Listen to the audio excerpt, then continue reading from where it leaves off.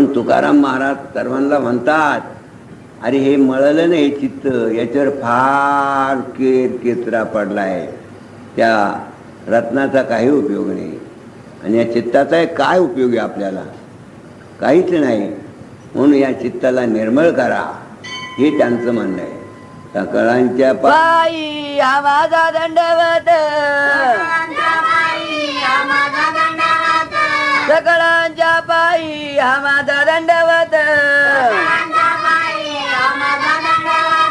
आपुल्याले चित्त शुद्ध करा, आपुल्याले चित्त शुद्ध करा.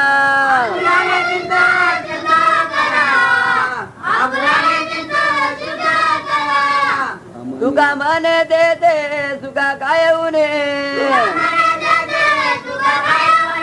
तुका मन देते सुका काय उने, राय समाधान चित्ताजिया, राय समाधान चित्ताजिया.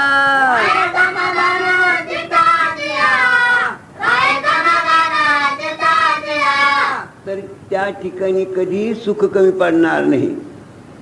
म्हणून ते म्हणतात, सकळांच्या पायी हा माझा दंडवत.